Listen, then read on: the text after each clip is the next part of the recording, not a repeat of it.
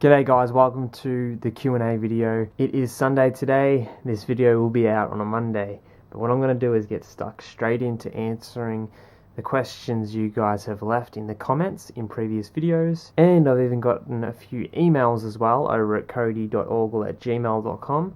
So if you want to submit questions there for next time, go ahead and do that. So the first question comes from, I think it's Cal. Hey Codey, I hope it's not too late to ask the question. My question is, do you request feedback from your buyers? Would you recommend new sellers request feedback from their buyers? Cheers, I absolutely love the vlogs. Thank you so much. So that comment was submitted 2 hours ago, so just in time for this Q&A.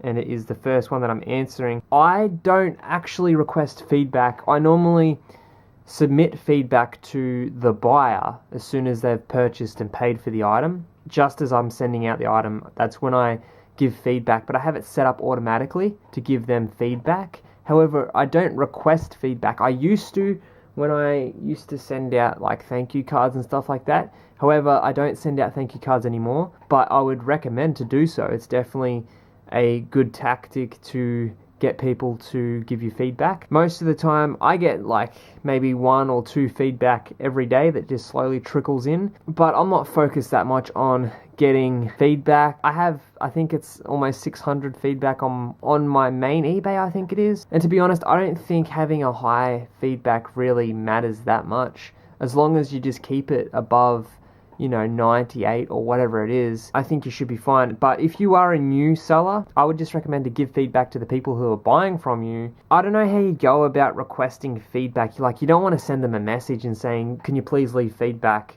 after you've purchased this item or something like that. You don't want to do it like that. You want to make sure if you're going to ask and request feedback to be subtle about it. So maybe in a thank you letter and a thank you note in the parcel, say thank you for shopping with us, really appreciate it. And then down the bottom have like, we really value your feedback and would appreciate if you gave us feedback, a 5-star rating feedback from this purchase, or if you had any problems or anything like that, make sure to contact us beforehand. And I know a lot of people do that, so that would be something to look into. But once again, all I do is just leave them feedback. I don't ask for it. And if I get it, I get it. And I'd probably say I have maybe just under a 50% feedback rate, because I'm sending feedback to every person that buys from me.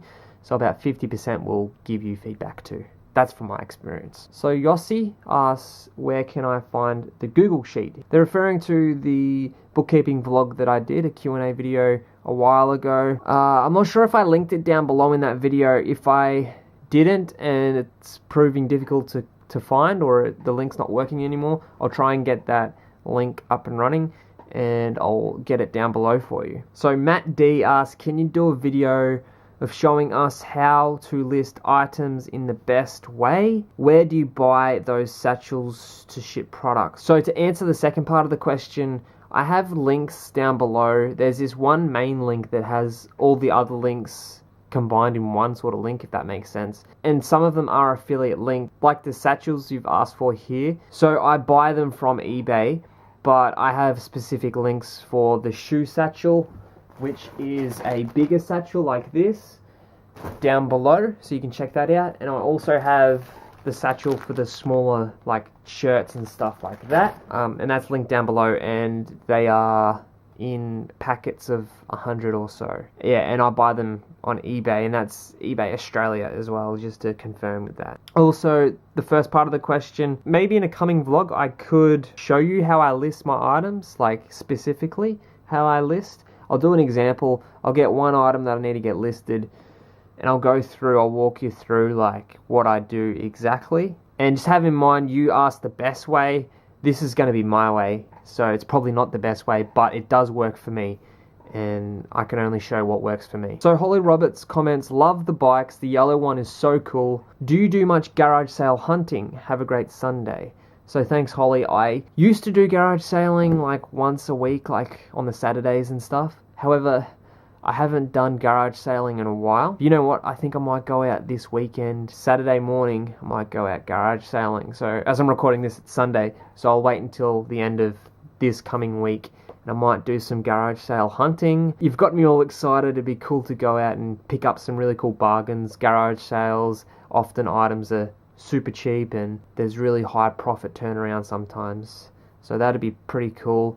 The last few times I went garage sailing was probably like half a year or a year ago, so it's been a while, I think anyway. I can't remember if I've been any earlier. But I do enjoy garage sailing. I think the last time I went garage sailing, I picked up like a bulk lot of Phantom comic books. Have you guys seen that vlog or video? I did like ages ago. I'll have it linked down below so you can check it out. So Brad Kane asks, question for Q&A. When you first started out, did you get an ABN straight away before you got the basic store, or got one a bit later when you started to sell more? So Brad, I got the ABN a bit later on down the track, because when I was starting out thrifting, it was kind of a hobby, and they say if the practice is like a hobby, it has hobby instincts or it has hobby traits, then it's not technically a business. So I didn't require an ABN, but I did eventually once I was making more and it kind of started looking like a business, like what I was doing. I was going out on the regular basis and making sales on the regular, then that's a key indicator that it became a business, and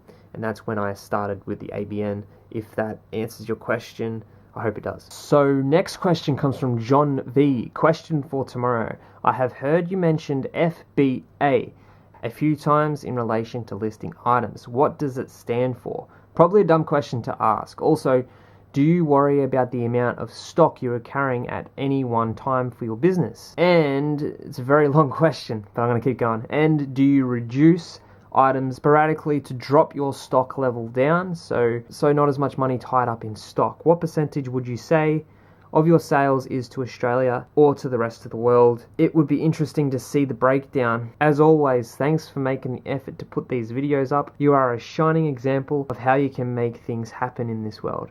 What an awesome comment. Thank you so much, John. That is absolutely amazing. Thank you so much for the kind words there.